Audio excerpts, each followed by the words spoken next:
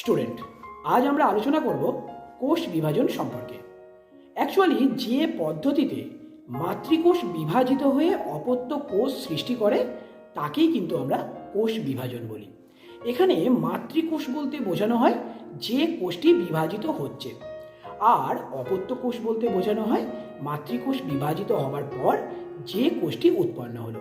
আমরা খুব ছোট থেকে জেনে এসেছি যে কোষের মধ্যে কিন্তু নানা কোষীয় অঙ্গাণু থাকে, যেমন মনে করো ribosome, lysosome, endoplasmic reticulum, nucleus, centrosome, mitochondria ইত্যাদি। এদের মধ্যে সমস্ত কোষ অঙ্গাণুই কিন্তু কোষ বিভাজনে অংশগ্রহণ করে না। তাহলে আমরা জেনে নিই কোন কোন কোষ অঙ্গাণুগুলো এই কোষ বিভাজনে অংশগ্রহণ করে। মূলত nucleus, centrosome, microtubule protein, ribosome এবং মাইটোকন্ড্রিয়া এই কাজে অংশগ্রহণ করে। এখন আমরা জেনে নেব এই কোষ অঙ্গাণুগুলো কিভাবে কোষ বিভাজনে অংশগ্রহণ করে, বা বলা ভালো কোষ বিভাজনে এরা কোন কোন রোল প্লে করে। তাহলে চলো নিউক্লিয়াস দিয়ে শুরু করা যাক। নিউক্লিয়াস, যার ভিতরে আমরা কাকে পাই? নিউক্লিয় জালিকা। আর নিউক্লিয় জালিকা থেকে কে তৈরি হয়? ক্রোমোজোম। ক্রোমোজোমের ভিতরে থাকে ডিএনএ, আর ডিএনএ এর ফাংশনাল পার্টই হলো জিন। সেই জিন যেটি আমাদের মাথার চুল থেকে পায়ের নখ পর্যন্ত সমস্ত বৈশিষ্ট্যকে কিন্তু কন্ট্রোল করে। আর এই জিনই কিন্তু এই কোষ বিভাজনের সমস্ত স্টেপকে খুব সক্রিয়ভাবে কন্ট্রোল করে। তাছাড়াও আমরা জানি ডিএনএ থেকে তৈরি হয় আরএনএ, যে আরএনএ কিন্তু প্রোটিন সংশ্লেষ করে। আর এই কোষ বিভাজনে প্রোটিন কিন্তু ভীষণ রকমভাবে দরকার। তাহলে তুমি বুঝতেই পারছো যে কোষ বিভাজনের জন্য এই নিউক্লিয়াস কতটা ইম্পর্টেন্ট। অ্যাকচুয়ালি নিউক্লিয়াস ছাড়া কোষ বিভাজন কল্পনাই করা যায় না। তোমরা পরে জানবে, তবু এখন একটু বলে নিই। কোষ বিভাজনের কিন্তু দুটো দশা দেখা যায়। প্রথমে নিউক্লিয়াস বিভাজিত হয়, আর আমরা এই নিউক্লিয়াসের বিভাজনকে সায়েন্টিফিক্যালি বলি ক্যারিওকাইনোসিস। ক্যারিওকাইনোসিস সমাপ্ত হয়ে গেলে শুরু হয় সাইটোপ্লাজমের বিভাজন, অর্থাৎ সাইটোকাইনোসিস। তাহলে কোষ বিভাজনে আমরা নিউক্লিয়াসের ভূমিকা কিন্তু দেখে নিলাম। এরপরে আমরা জেনে নেব সেন্ট্রোজোম এবং মাইক্রোটিবিউল প্রোটিন একসঙ্গে, এদের দুজনের কাজ আমরা দেখে নেব। অ্যাকচুয়ালি কোষ বিভাজনের ক্যারিওকাইনোসিস দশাতে আমাদের কোষের সেন্ট্রোজোম কিন্তু দুটি ভাগে বিভক্ত হয়ে যায় এবং দুটি সেন্ট্রিওল তৈরি করে। এরপর সেই দুটি সেন্ট্রিওল কোষের ঠিক বিপরীত প্রান্তে যায়, বা বলা ভালো কোষের মেরুতে অবস্থান করে। এরপর এই সেন্ট্রিওলের সঙ্গে এসে যোগ দেয় মাইক্রোটিবিউল প্রোটিন, এবং সেটি কি করে? সেটি ক্রোমোজোমের কাইনেটোকোরের সঙ্গে আটকে যায় এবং ক্রোমোজোমগুলোকে সেন্ট্রিওলের দিকে টানে। অর্থাৎ এই মাইক্রোটিবিউল প্রোটিন কিন্তু একটা রাস্তা তৈরি করে দেয় যাতে ক্রোমোজোমগুলো সেন্ট্রিওলের কাছাকাছি আসতে পারে। উদ্ভিদ কোষে কিন্তু এই সেন্ট্রোজোম থাকে না, ফলে এই কাজটি কিন্তু মাইক্রোটিবিউল প্রোটিন একাই করে। তার মানে প্রাণী কোষে যেখানে আমরা সেন্ট্রোজোম এবং মাইক্রোটিবিউল প্রোটিনকে দেখতে পাই এই কাজ করতে, অর্থাৎ ক্রোমোজোমকে সেন্ট্রিওলের দিকে নিয়ে আসতে, এই কাজটা কিন্তু উদ্ভিদ কোষে মাইক্রোটিবিউল প্রোটিন করে থাকে। এরপরে আমরা দেখে নেব রাইবোজোমের কাজ। রাইবোজোম, যাকে কি বলা হয়? Protein factory. কারণ রাইবোজোম কিন্তু প্রোটিন উৎপন্ন করে। ডিএনএ থেকে যে আরএনএ তৈরি হয়, সেই আরএনএকে সঙ্গে নিয়ে রাইবোজোম তৈরি করে ফেলে প্রোটিন। অ্যাকচুয়ালি রাইবোজোম হচ্ছে প্রোটিন তৈরির মেশিন।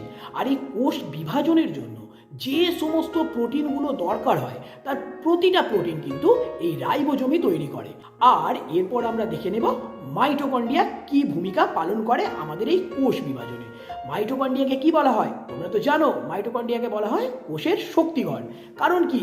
কারণ মাইটোকন্ড্রিয়া শক্তি উৎপাদন করতে পারে। অ্যাকচুয়ালি কোষ বিভাজিত হতে গেলে কোষকে কিন্তু অনেকগুলো কাজ করতে হয়। যেমন ধরো ক্রোমোজোমকে ডিভাইড করা, কিংবা ধরো সেন্ট্রোজোমকে ডিভাইড করে দুটি সেন্ট্রিওলে পরিণত হওয়া, সেই সেন্ট্রিওলগুলো কোষের দুই মেরুতে যাওয়া, বা সেই সেন্ট্রিওলের সঙ্গে মাইক্রোটিবিউল প্রোটিন যুক্ত হয়ে ক্রোমোজোমগুলোকে নিজের মেরুর দিকে বা ওই সেন্ট্রিওলের দিকে টেনে আনা, এই সমস্ত কাজ, কিংবা ডিএনএ থেকে আরএনএ উৎপন্ন হওয়া, সেই আরএনএ রাইবোজোমকে সঙ্গে নিয়ে প্রোটিন তৈরি করা, এই সমস্ত কাজ করতে গেলে কিন্তু ভীষণ পরিমাণে শক্তির দরকার হয়। আর এই শক্তি কে প্রডিউস করে?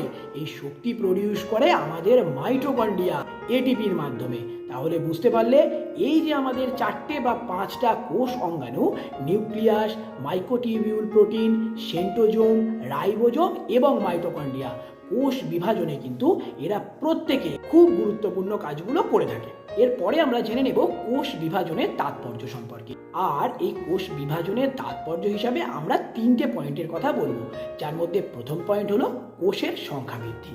দেখো, কোষ বিভাজিত হলে কোষের সংখ্যা বৃদ্ধি হবে, এটা তো খুব স্বাভাবিক ঘটনা।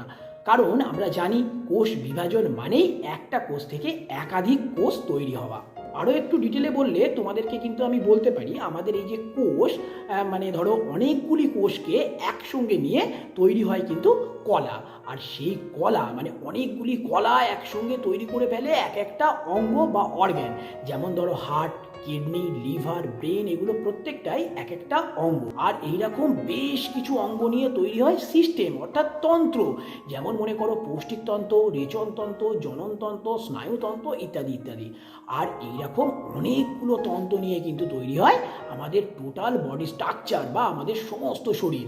তার মানে আমি বলতেই পারি যে কোষ কিন্তু বিভাজিত হয়ে এই সমস্ত অঙ্গ, তন্ত্র বা আমাদের গোটা বডি স্ট্রাকচার তৈরি করেছে। তার মানে আমাদের বডি স্ট্রাকচার তৈরি হতে গেলে কোষকে কিন্তু বৃদ্ধি পেতেই হবে। তাছাড়াও ধরো আমরা যে ছোট থেকে বড় হচ্ছি, আমরা বড় হতে গেলে কোষ বিভাজন তো হতেই হবে, না হলে আমরা বড় হব কি করে?